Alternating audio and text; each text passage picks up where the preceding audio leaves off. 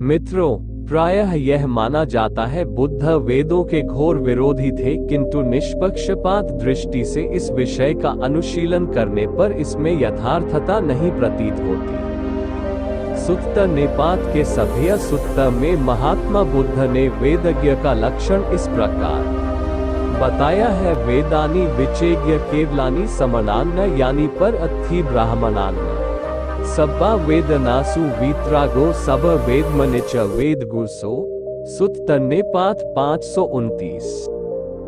श्री जगतमोहन वर्मा ने अपनी बुद्ध देव नामक पुस्तक के पृष्ठ 243 पर इसे उद्धृत करके अनुवाद दिया है, जिसने सब वेदों और कैवल्य व मोक्ष विधायक उपनिषदों का अवगाहन कर लिया है और जो सब वेदनाओं से वीतराग होकर सबको अनित्य जानता है वही वेदज्ञ है।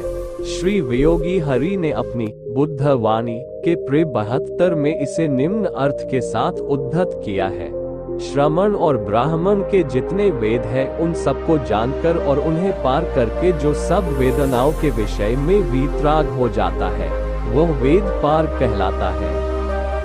श्रोत्रिय का लक्षण। प्रश्न, किन गुणों को प्राप्त करके मनुष्य श्रोत्रिय होता है? बुद्ध का उत्तर, सुत्वा सब धम्म अभिन्याय लोकय सावजानवज्जम यदथि किछि अभिभू अकथ कथे विमुत अनेघन सब बधिम आहु सोत्योति। लॉर्ड चैमर्स GCBD लिट ने बुद्धास टीचिंग सुत्त निपात के अनुवाद में इसका अर्थ यो दिया है, जितने भी निंदित और अनिंदित धर्म है उन सबको सुनकर और जानकर जो मनुष्य उन पर विजय प्राप्त करके निश्चिंत, विमुक्त और सर्वथा निर्दग्ध हो जाता है उसे श्रोत्रिय कहते हैं। संस्कृत साहित्य में श्रोत्रिय शब्द का प्रयोग श्रोत्री छंदोधीते इस अष्टाध्यायी के सूत्र के अनुसार वेद पढ़ने वाले के लिए होता है। वेदज्ञ और श्रोत्रिय के महात्मा बुद्ध ने सभ्य के प्रश्न के उत्तर में जो लक्षण किए हैं उनसे उनका वेदों के विषय में आदर भाव ही प्रकट होता है, न कि अनादर। ये बात सर्वथा स्पष्ट है। दरअसल जहाँ भी निंदासूचक शब्द आए हैं वे उन ब्राह्मण के लिए आए जो केवल वेद का अध्ययन करते हैं पर तदनुसार आचरण नहीं करते हैं। इसको वेद की निंदा समझ लेना बड़ी भूल है। मित्रों, सब वैदिक धर्मी विद्वान इस बात को जानते हैं कि गायत्री मंत्र सवितुर्वरेण्य भर्गो देवस्य धीमहि धियो यो नः प्रचोदयात् वेद माता तथा गुरु मंत्र के रूप में आदृत किया जाता है।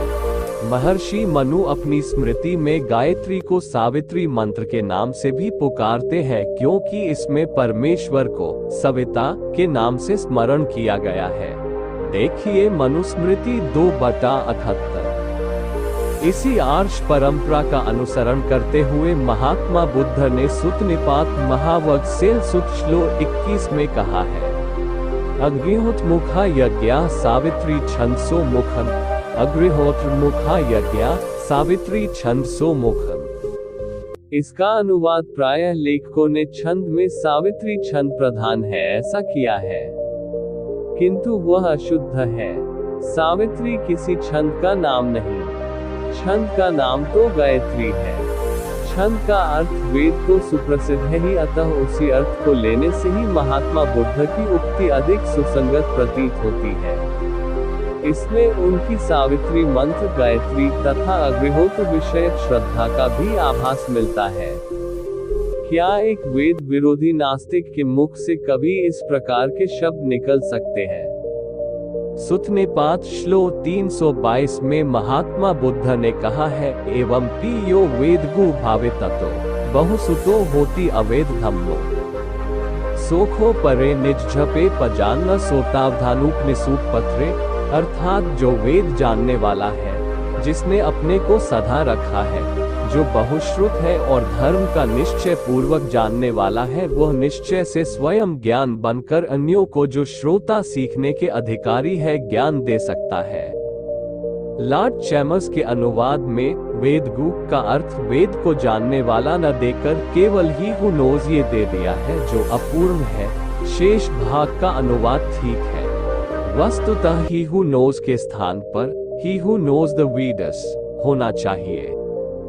सुंदरिक भारद्वाज सुत्ता में कथा है कि सुंदरिक भारद्वाज जब यज्ञ समाप्त कर चुका तो वह किसी श्रेष्ठ ब्राह्मण को यज्ञ शेष देना चाहता था।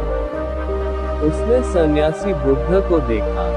उसने उनकी जाति पूछी। उन्होंने कहा कि मैं ब्राह्मण हूँ और उसे सत्य उपदेश देते हुए कहा, यदंतु वेदगु यन्य काले यस्साहुतिन ले तस इज्झिति भ्रूमि, अर्थात वेद को जानने वाला जिसकी आहुति को प्राप्त करे उसका यज्ञ सफल होता है, ऐसा मैं कहता हूँ। इसमें जन्मना जाति का कोई मतलब नहीं है। इस प्रकरण से भी स्पष्ट ज्ञात होता है कि महात्मा बुद्ध सच्चे वेदज्ञों के लिए बड़ा आदर भाव रखते थे। यहाँ भी लॉर्ड चैमर्स ने अशुद्धि की है और वेदगु का अर्थ सेंट किया है। सुत्तनिपात श्लोक 1059 में महात्मा बुद्ध की निम्न उक्ति पाई जाती है, यम ब्राह्मण वेदगु अभिजन्या अकिचनम काम्भवे असत्यम अधाहि सो ओगमिमम अतारित्यनो च पारम अखिलो अदैंखो, अर्थात जिसने उस वेदज्ञ ब्राह्मण को जान लिया जिसके पास कुछ धन नहीं और जो सांसारिक कामनाओं में आसक्त नहीं, वह आकांक्षा रहित सचमुच इस संसार सागर के पार पहुंच जाता है। यहाँ भी लॉर्ड चैमर्स ने वेदगु का अर्थ रिच इन लॉ किया है, जो ठीक नहीं। इसका अर्थ रिच इन वैदिक लॉ होना चाहिए। उत्साहार मित्रों, तो हमने पाया कि महात्मा बुद्ध न सिर्फ वेदों का सम्मान करते थे बल्कि सच्चे वेदज्ञों के भी प्रेमी थे। बुद्ध गया के महंत स्वामी महाराज योगीराज ने अपने बुद्ध मीमांसा नामक उत्तम अंग्रेजी ग्रंथ में लिखा है कि त्विष्य जातक में वेद के अध्ययन को बौद्ध गृहस्थों के आवश्यक कर्तव्य के रूप में बताया गया है।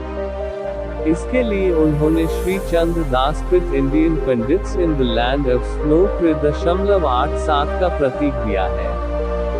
बौद्ध मत पर अनेक ग्रंथों के लेखक श्री स ने अपनी बुद्धिज्म नामक पुस्तक में लिखा है कि बुद्ध के विषय में यह एक अशुद्ध फैला हुआ है कि वह हिंदू धर्म का शत्रु है।